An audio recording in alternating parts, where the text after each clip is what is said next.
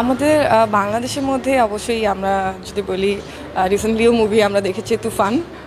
আমাদের সুপারস্টার শাকিব খান, অবশ্যই all time superstar Shakib Khan ভাইয়ার মুভি ভাল লাগে।